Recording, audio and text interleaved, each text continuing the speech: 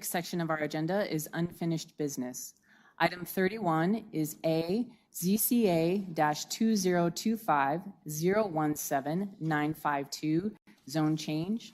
B, WOS-2025-017-955, waiver of standard conditions. Section C, TMA-2025-017-957, tentative map. Part D, DRA-2025-017-961, design review. For Boulder and Texas, the recommendation is to approve with conditions.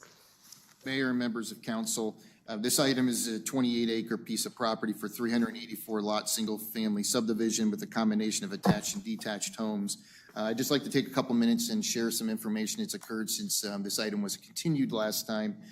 There were a couple memos. There was one memo prepared before the last continuance that was put into backup, and that was to clarify a lot of the waivers. I think there was some confusion in the staff report on where the waivers were located and which lots they were subject to. So the one waiver did clarify which lots pertain to which waivers. In addition, the applicant has provided an exhibit that we've added to the current memo that's part of your backup, an exhibit that shows specifically the locations of each waiver. Very clear cut. And I know the question tonight is really the few lots of 17 through 24. And I just want to share that the waivers on those lots, those are single-family detached homes, and the only waiver on that is a 5-foot setback, which is on the front side. So there is no rear or side setbacks that would impact the adjacent property on that. In addition to that, the applicant is going to share in a minute. They've met with the property owner next door a few times and has proposed some additional conditions for your consideration. I'd like to read those into the record and just share a few other things. So some of the proposed conditions for land use purposes, buffering, and to address design elements, there was a concern about balconies. So one of the proposed conditions are balconies are prohibited on lots 17 through 24 adjacent to parcel 17917102002. Also, there's a request to increase the setback. The rear setback adjacent to the church property is by code 10 feet.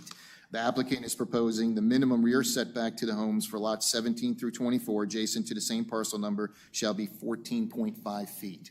That's the minimum setback. We are also recommending a condition within 30 days that the applicant has to revise all the exhibits to shift the road and increase the lots if this is approved. So that's something the applicant has agreed to do if these other modifications are approved. An additional condition that's proposed by the applicant is to increase the rear setback of the wall adjacent to the church property. Code only requires a 6-foot block wall. They're proposing an 8-foot. So an 8-foot tall decorative block wall shall be constructed along the rear of lots 17 through 24 adjacent to parcel 17917102002.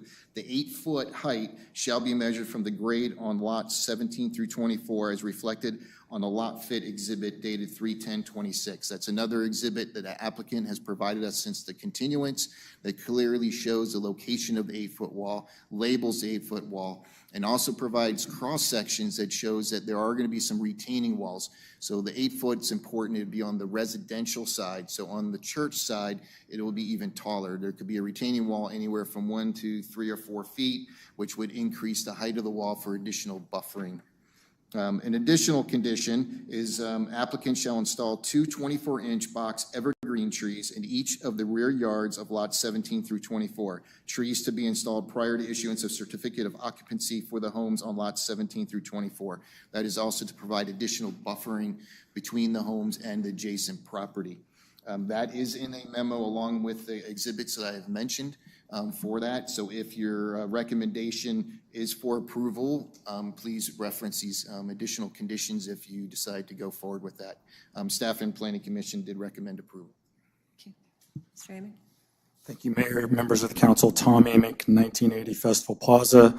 I'm here on behalf of the applicant, which is Lennar. Also working with me on this application, John Marciano, 218 Led Street, Michael Tassi, 218 Led Street. Just a quick intro for me. So this was before you 2 weeks ago. on the March 3rd agenda. It was asked of us at that time by the representatives of the Catholic Church adjacent to us if we could continue this for 2 weeks and meet with them and kind of hear their concerns and see what there's anything that we could do to address those concerns. We did have that meeting with Priyesh, Mr. Joseph, Father George Joseph, and their colleagues at the church. So we appreciate very much of them inviting us over there and showing us their facility and kind of what that mutual boundary line was going to look like. That did help us kind of come to some of these additional concessions that we think would enhance the buffering and would provide a little bit better protection for the church. So I'll get to those in a second, but I do want to just kind of run through a few things for the council's benefit. The aerial there is the site that is the 28 acres that is kind of behind the Walmart, as we would reference there at Lake Mead and Boulder Highway. So that has been vacant for a long time, obviously. I think it's important to note the existing zoning that is on that site.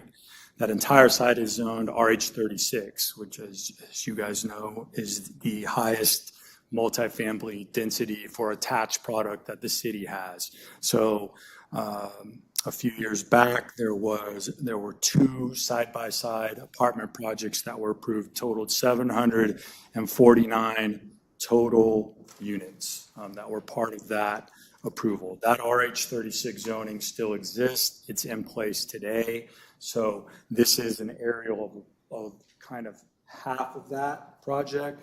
I'll spin it this way because it's easier to kind of see. This is the church property here. So I only want to point that out because that's what had existed before we came to the site. So this building and this building, those are 36 and a half feet, and they're 20 feet from the property line. So that's what had been previously approved there. And those are multifamily for rent units. So when you kind of show that side by side, this is what we're proposing now, the 8 lots with the 2-story single-family detached product, and then you can kind of see it a little bit more blown up, the 2 larger 36.5-foot buildings, again, 20 feet from the property line. So when you are evaluating this project, you have to kind of take into account what was there previously and what we are downzoning this to. So we're going from RH36 to MN, which is neighborhood, basically neighborhood mixed use. So that goes from 749 approved total units to the 348 that we are asking for now. So that's 88 single-family detached lots, which is kind of more of the northern and eastern half of the project, including the lots that are behind the church, and then 260 townhome units, which make up the bulk of the site. So the waivers, as Eddie did a very good job delineating, the vast majority of those waivers apply to the townhome product only, which is far and not adjacent to the church. The one waiver that applies to the lots that are adjacent to these 8 lots that are adjacent to the church is a 5-foot driveway, which allows that home to be pulled forward out closer to the street and allows us to do frankly a greater setback on those lots to pull the house a little bit further from the wall. So this was the plan that was submitted. I just wanted to kind of show you in reference to one of the conditions. We would take the parking out here, we would take some of the depth out of those lots, and we would put that depth into the lots that are adjacent. And then when you see the lot fit analysis here, you can see how we can get upwards of 19 feet, but a minimum of 14 and a half feet where we were 10 feet before. So I just wanted to point out how we were going to accomplish getting them that extra setback.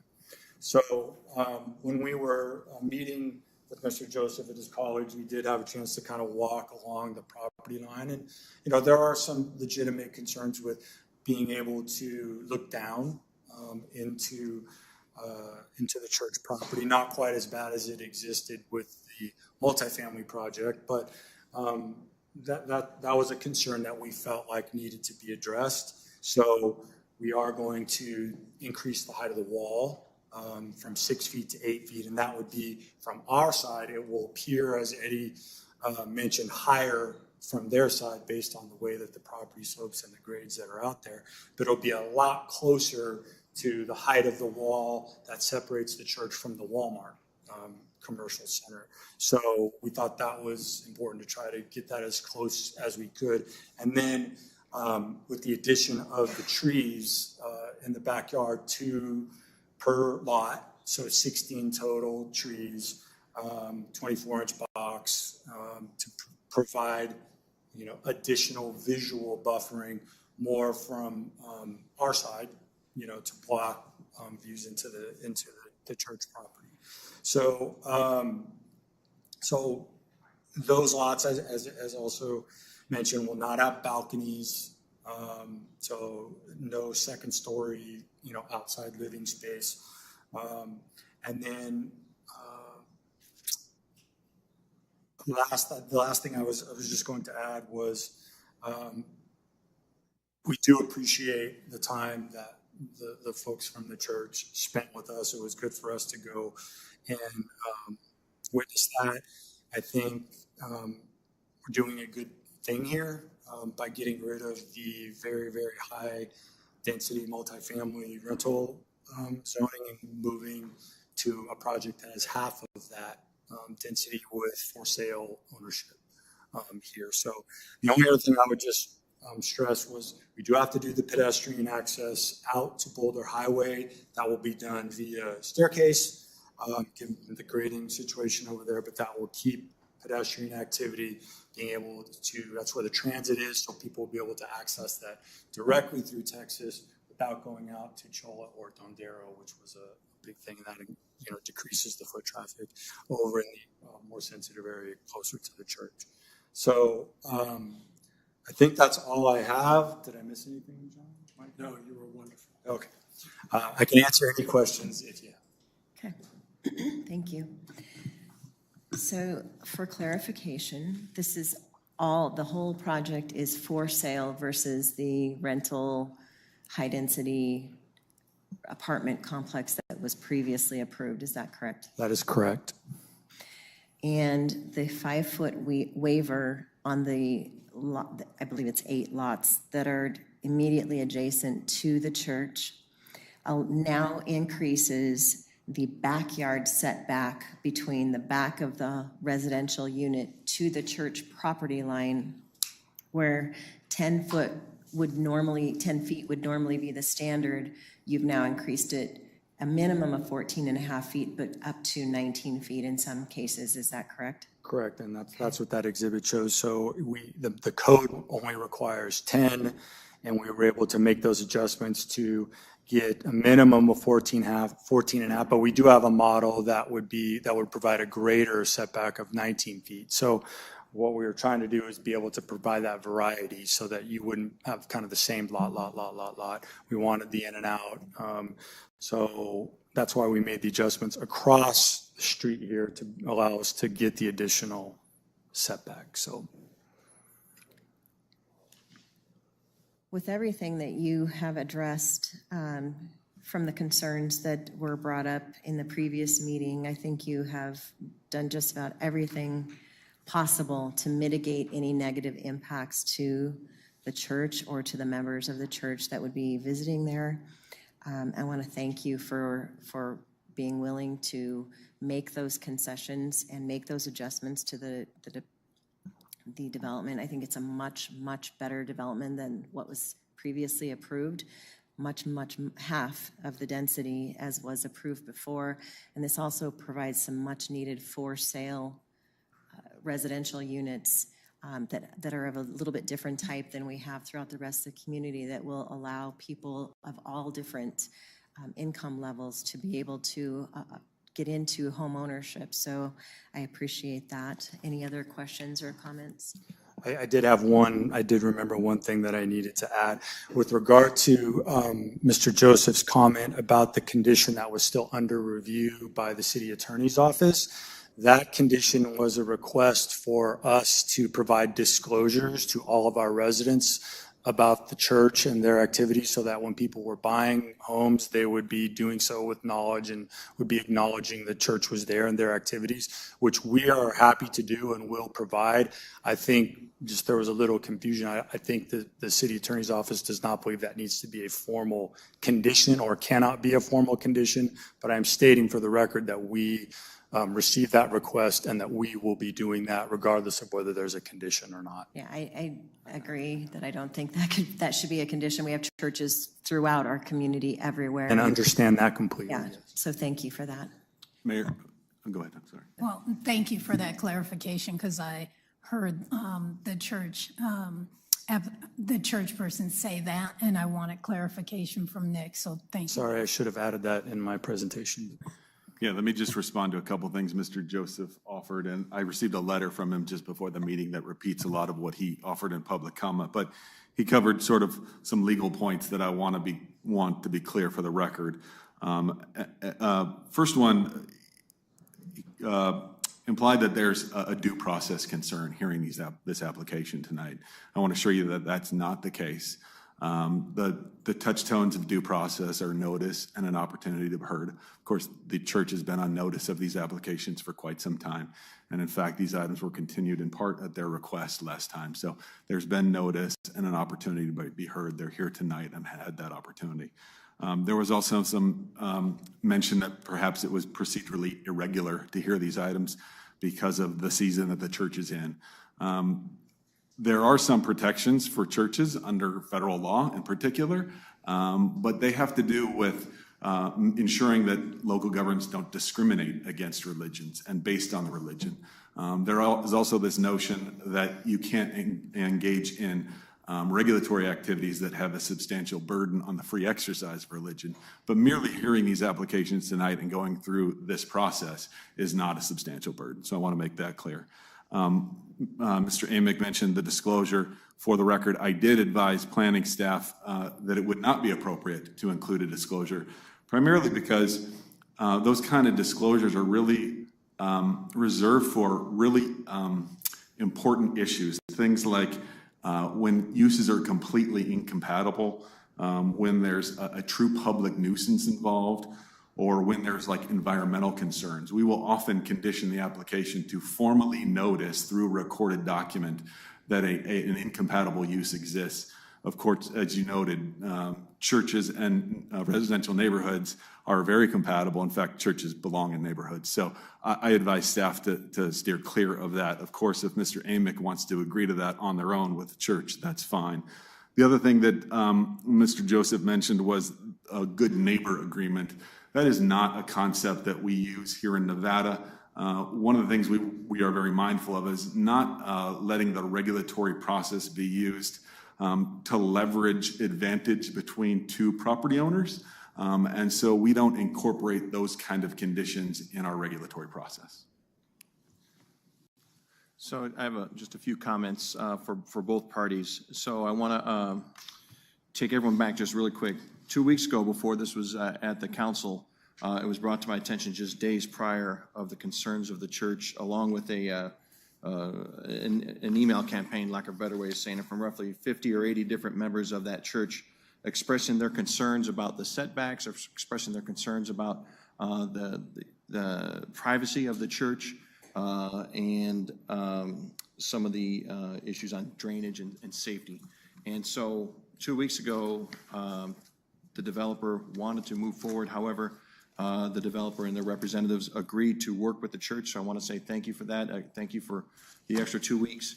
And although I'm sure the developer didn't want to give some concessions, and I'm sure the church also still wanted some more, as some of it was articulated, there's a compromise, or there's a middle ground here. And so going back to what could have been and to really what is, I really think it's a very fair compromise, my words, of what's there. So when you went from a development of over potentially 700 units of apartments to where there could have been up to 4 stories right next to the church to a development of roughly 350 of home ownership, which I'm a fan of. As I expressed previously, I was not in support of the apartments over there. And then on top of that, the developer allowed or chose or gave a concession to not put a 3-story up to 40 feet tall townhouse right against the church. Instead, they allowed for single-family residents there, only, 9 units there versus the amount of different townhome units they could have got there. So that is a substantial cost or concession for them. And so in other words, there's no apartments, 4 stories are not there, 749 units are not there, and now you have single-family homes that abut the church property, which is common throughout our valley.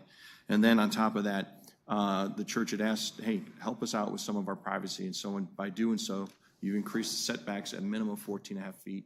You provided no balconies, so someone can't even build that on those specific locations. You're going to put up 8-foot walls on top of a potentially retainer wall, and then you're even going to try to put in trees. And so to me, I believe that you demonstrated your due diligence as well as a willingness to work with that church, Father Joseph and Priyesh and their team there. And I appreciate both sides at least coming together and allowing for that 2 weeks continuance to work to get to where we're at. So I don't know if there's any other comments. If not, I can make a motion for it. Oh, go ahead. Mayor? Yeah, this is just a matter of a comment of note, and kind of circling back to Nick's explanation of quote-unquote good neighbor.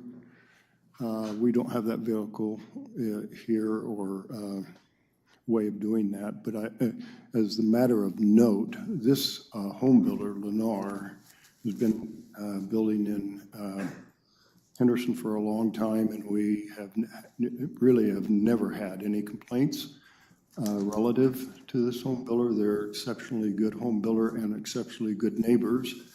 In fact, if I might just note that I think the mayor and I were the only ones on when Lennar came forth to redevelop the Black Mountain Golf Course. Yes. That was a huge deal. And to this day, Lennar is still abiding by everything that they said they would abide by. In other words, quote unquote, good neighbors. So I just thought that was probably an important comment to make relative to this specific project. Thank you. Appreciate that very much, Councilman. Thank you. So with that, I know everyone's not going to get what they want, but I believe it was a fair compromise. So I would make the motion to approve with the conditions put forward by Director Dichter. Still not working. So, we have a motion. All in favor, please say aye. Aye. And opposed? Thank you. All members voted in favor of the motion made by Councilman Seebach, and it carries. Thank you very much. That takes us to new business. Item number 32 is an appointment by the mayor and council to the Clark County 911 Emergency Response Advisory Committee. The recommendation is to appoint Miranda Ramos, Richard Johnson, and Matthew Mernan to the Clark County 911 Emergency Response Advisory Committee. Thank you. If there are no questions or comments, I'll make that motion. All in favor, please say aye. Aye. Oh, it's working. Thank you. All members voted in favor of the motion made by Mayor Michelle Romero, and it carries.